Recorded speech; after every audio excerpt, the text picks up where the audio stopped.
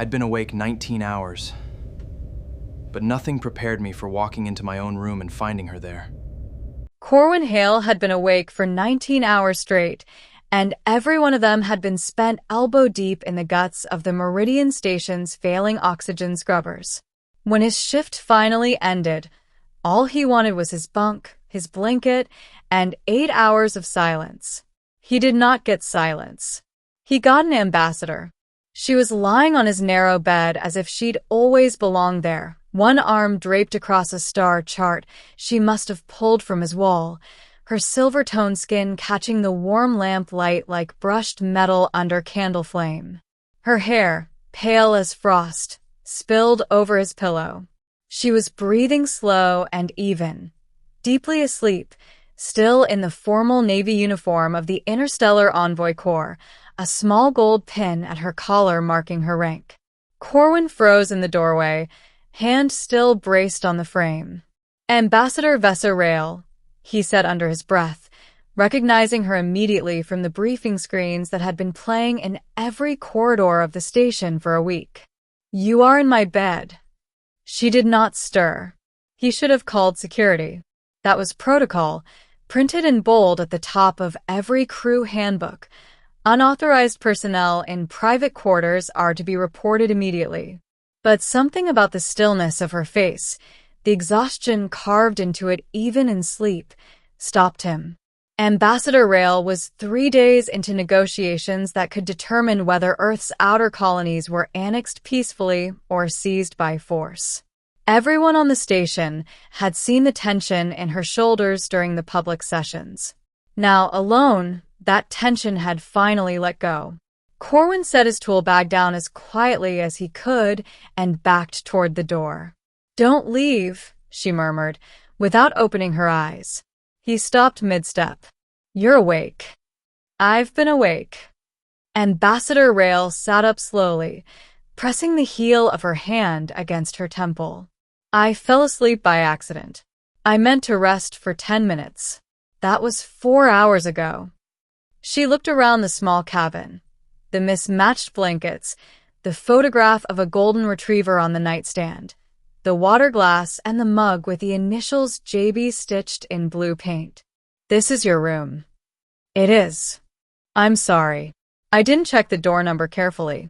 I was looking for the diplomatic wing, and I was so tired She exhaled, and for the first time, the careful composure of a professional ambassador cracked into something younger, more human. "I just needed somewhere quiet." Corwin leaned against the doorframe, arms crossed, more amused than angry now. "The diplomatic wing is 4 decks up. I am aware of that now. You could have been arrested. Or worse, I could have walked in here and screamed.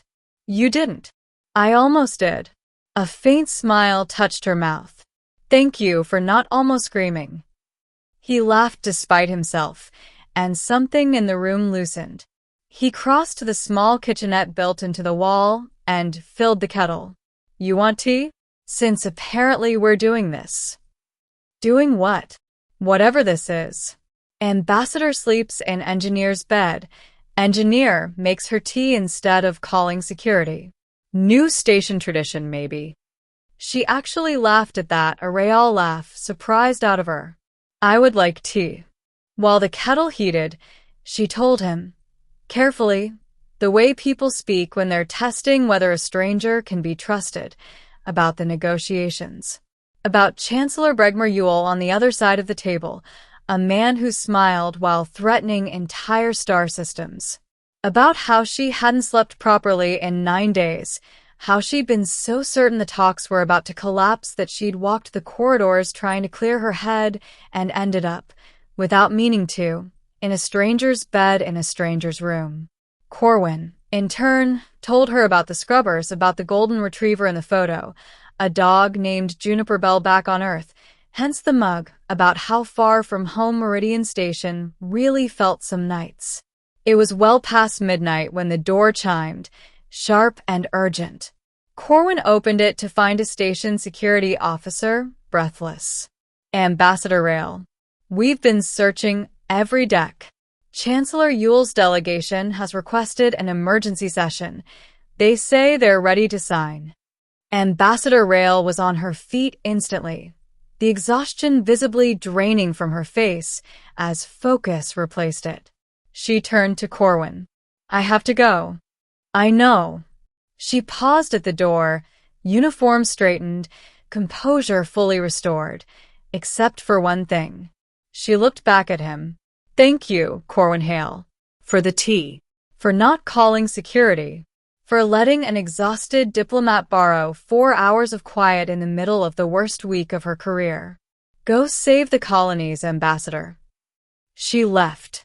The negotiations, Corwin would learn the next morning from the station news feed, concluded in Earth's favor before dawn, a peaceful annexation agreement, the first in a decade that hadn't required a single warship.